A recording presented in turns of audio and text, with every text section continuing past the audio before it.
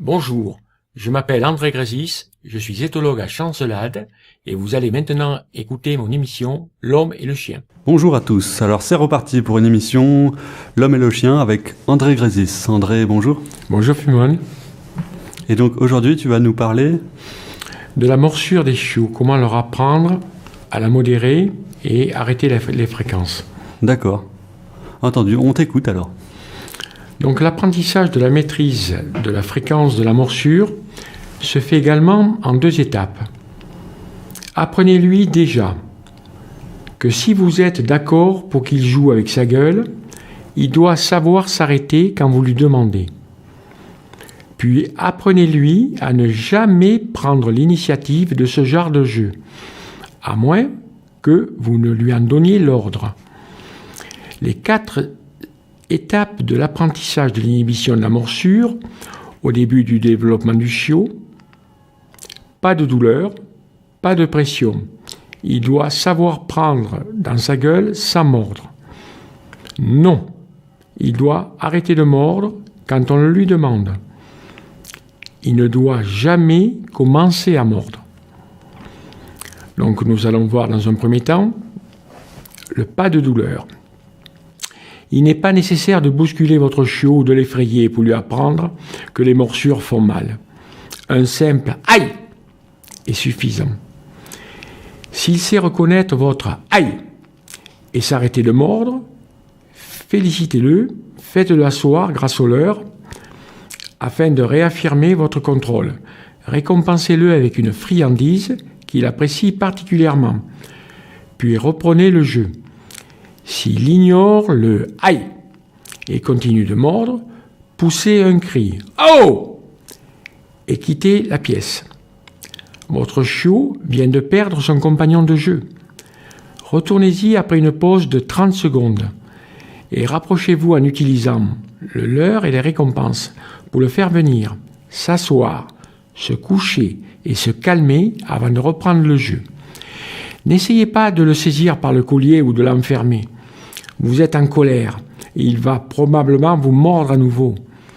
En conséquence, jouez avec votre chiot dans une pièce où vous pouvez le laisser en sûreté. S'il n'accorde pas d'attention à vos cris, encore une fois, s'il vous ignore, il perd son compagnon de jeu. D'accord, et quand tu nous parles de leurre, qu'est-ce que c'est le leurre ? Le leurre, c'est une récompense qu'on ne va pas lui donner, par exemple, mais qu'on va le leurrer pour l'amener à faire quelque chose. C'est-à-dire qu'en somme, on va le tromper un petit peu. D'accord. Moi, je ne l'utilise pas beaucoup, ça, mais on peut l'utiliser. C'est-à-dire que on prend une récompense qu'on ne lui donne pas, et en la lui montrant, on va le leurrer. C'est-à-dire qu'il va donc s'asseoir parce qu'il la voit.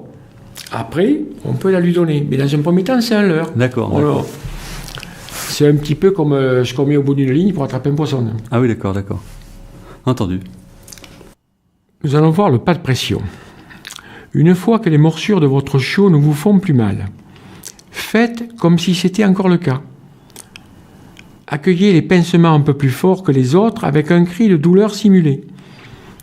Ainsi, la pression des mâchoires de votre chiot va progressivement diminuer jusqu'à ce que les morsures deviennent de simples prises en gueule.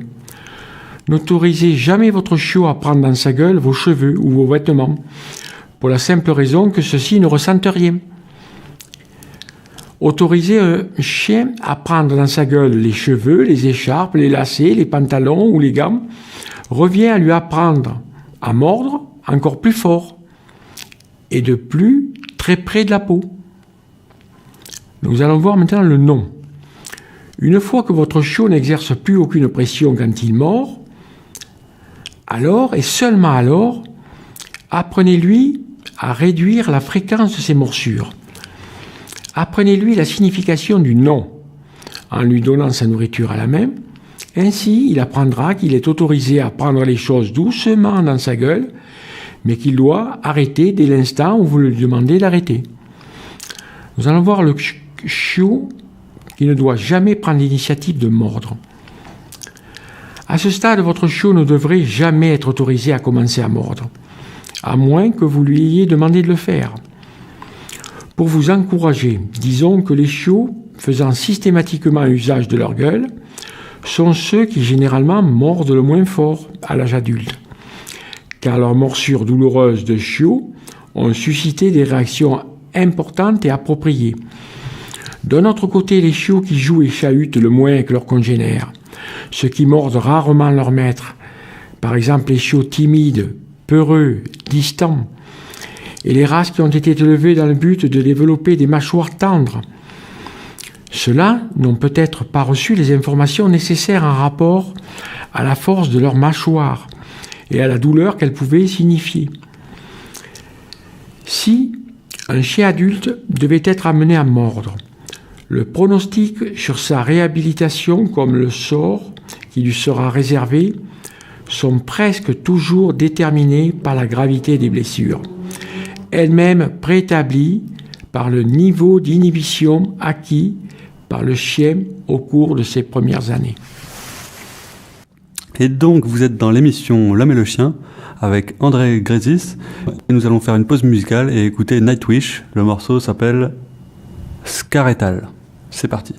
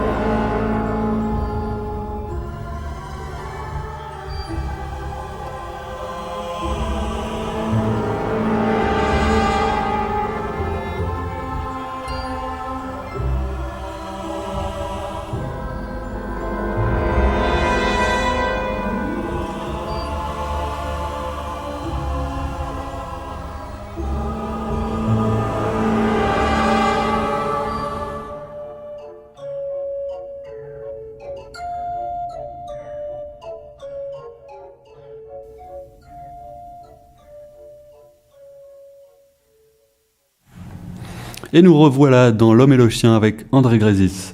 Et donc, tu vas nous parler de l'environnement du chien, et à quel point ça va former sa personnalité. Tout à fait. Comme dit Burrell Skinner, nous sommes le produit de l'environnement et tout ce qui nous entoure est déterminant. Donc, un chien, s'il est dans une famille calme, aura ce type de tempérament. S'il est dans une famille où tout le monde crie et se crie après, on aura un chien agité. Et pourtant, au départ, c'est un chien qui est le même au départ, mais qui est le produit de son environnement. Donc, sachez donc que nous sommes le produit de notre environnement. Sachez aussi que le comportement peut être appris. Mais s'il est appris, il peut être surtout modifié. Puisque, en réalité, la modification d'un comportement sera détricoter ce qu'il a appris pour recréer à la place un autre comportement. D'accord. Et donc, par exemple, un environnement, un chien, par exemple, un chien qui a grandi dans une ferme, il ne sera pas pareil qu'un chien qui n'a pas vu beaucoup de monde. Mais bien sûr, et notamment pour les chiots.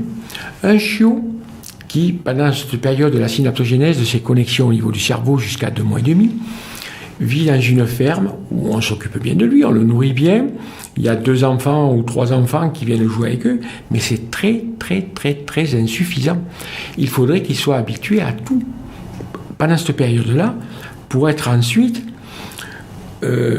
à l'aise, à l'aise dans toutes les situations, exactement. Et les chiens, c'est pareil. Donc, ne reprochez pas à votre chien d'avoir peur si vous ne l'avez pas, à cette époque-là, mis en présence avec des situations données qu'il est maintenant obligé d'être confronté, mais qu'il ne peut pas assumer. D'accord. Je donnais cet exemple avant aussi, c'est-à-dire un chien qui voit très peu de monde aura tendance à être moins sociable qu'un chien qui voit beaucoup de monde et qui rencontre, qui est promené un peu partout, tout ça. C'est absolument vrai. Notamment, d'ailleurs, aux États-Unis, on prend les chiots de bonheur, on les met dans des porte-bébés et on les amène partout. Ils voient des motos, ils voient des scooters, ils voient des gens, on traverse des passages cloutés, on rentre dans des magasins, on conduit un caddie. Ce qui fait que tout ça seront des situations auxquelles il aura été confronté et qui ne lui feront plus peur par la suite. D'accord. Et par rapport à la psychologie, la personnalité des chiens? Alors, la personnalité, c'est un ensemble de comportements dans une situation donnée. C'est la définition de Burrell Skinner. Donc, nous sommes façonnés par nos actions et leurs conséquences. Et nous, adultes, humains adultes, exactement pareil. Nous sommes façonnés par nos actions et leurs conséquences. Comme pour les chiens, un comportement encouragé par des conséquences renforçantes. C'est-à-dire que le chien, lorsqu'il fait quelque chose de positif, s'il est récompensé à ce moment-là, aura tendance à le reproduire, et ensuite, la vie avec lui sera nettement plus facile. D'accord. Et alors, est-ce qu'il y a un classement des personnalités différents des chiens? Est-ce que c'est un peu comme les humains? Est-ce que, par exemple, il y a des chiens... oui, j'imagine, il y a des chiens à une personnalité... Bien sûr, il y a des chiens qui sont... Je vais dire, j'aime pas le mot peureux. Je préfère le mot réservé, qui se tiennent à l'écart. C'est-à-dire, moi, je veux pas être mêlé à la cohue. Donc, s'il y a un groupe, je me mets à l'écart. Et ça, on le constate même déjà chiots. Quand on les met en présence, il y a certains chiots qui se mettent à l'écart. Laissez-moi tranquille, je ne vous veux pas de mal, mais laissez-moi tranquille. En revanche, si vous venez me perturber, gare à vous. Effectivement, tu as raison, on trouve ce type de personnalité qui commence déjà à se montrer dès le départ. Ah oui, d'accord. Et donc des chiens qui... Oui. Et est-ce que... comment? On trouve aussi des chiens voleurs. On trouve des chiens voleurs. Moi, j'ai vu des chiens qui ouvrent les placards, qui ouvrent les sacs et qui se servent copieusement de ce qu'il y a dans le sac. Pas des billets, bien sûr, mais s'il traîne un bonbon ou un gâteau... Ah oui, je connais un chien comme ça aussi. Il est pour eux. Et qui est voleur, mais qui, on va dire, qui est voleur seulement quand il n'y a personne, justement. Bien sûr. Alors en revanche, j'ai constaté que bien des situations changent lorsqu'il y a des humains. On a parlé du chien l'autre jour qui cherchait sa gamelle et n'avait aucun scrupule quand il n'y avait pas d'humain, et qui avait des scrupules quand la situation inverse lui était présentée. Mmh. D'accord. Et par rapport aux chiens en rut, je me souviens que des fois il y a des problèmes aussi par rapport aux chiens. S'il y a une chienne en chaleur, le chien il est prêt à traverser une vitre, à faire des dégâts incroyables parfois. C'est tout à fait vrai. Les chiens sentent les phéromones des chiens en chaleur à peu près jusqu'à 1,2 km. D'accord. Ce qui est énorme. Et quelles sont les solutions que tu proposes pour ce genre de soucis? Alors, il existe des médicaments homéopathiques, voire avec les pharmaciens ou les vétérinaires, des médicaments homéopathiques qui atténuent bien ce type de problème, sans aller jusqu'à la castration ou même des castrations chimiques. Il existe des médicaments plus doux qui font baisser un petit peu la libido. D'accord. Il est vrai qu'un chien, lorsqu'il est perturbé par sa sexualité, devient pénible, agressif, instable. Mais bon, c'est la nature qui commande là. D'accord. Et alors, qu'est-ce qu'il y a d'autre comme personnalité de chien typique? Il y a de toute façon donc les chiens agressifs qui montrent de l'agressivité, les chiens aussi qui sont sourds aux ordres émis par la personne qui est à côté. C'est-à-dire qu'en réalité, c'est un petit peu une recherche de confrontation, puisqu'on lui a appris à obéir par la dureté. Un exemple précis, par exemple, un chien qui fugue. Il est parti pendant un quart d'heure, 20 minutes, il rentre, on le corrige. Mmh. Que pensez-vous qu'il va se passe la fois d'après? La fois d'après, il va fuguer. Il ne sera pas pressé de rentrer, puisqu'en réalité, lorsqu'il va rentrer, il sait qu'il se fera corriger. Donc, il ne sera pas pressé. Donc, vous allez perdre. Vous allez perdre. Donc, retravailler sur la motivation et tout va bien se passer. D'accord. Et comment faire, alors, justement, quand le chien part? S'il fugue? Dans ce cas-là, s'il fugue une première fois et qu'il rentre, eh il faut le prendre sur soi et ne pas le corriger surtout. Il faut ignorer le mauvais comportement et ensuite immédiatement travailler sur lui apprendre qu'il ne faut que fuguer, c'est pas intéressant. Alors là, il faut des récompenses, il faut un clicker training, il faut une longe. Il faut le faire de façon sérieuse.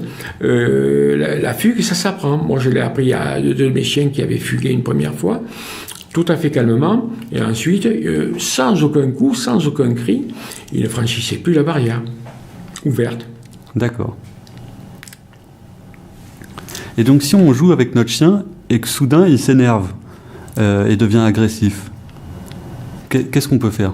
Alors, de toute façon, lorsqu'on est plus en apaisement, généralement les chiens s'énervent. Alors là, c'est problématique parce que s'ils jouent avec un enfant, ils peuvent mordre, mais pas méchamment, mais dans la soif de gagner, par exemple, avec un jeu avec un ballon, par exemple. Alors, instituer des règles. On joue au ballon avec le chien. La règle numéro 1, et il n'y en a qu'une. Si tu me touches la même, on arrête immédiatement le jeu. Donc on peut jouer calmement, mais tu ne me touches jamais la même.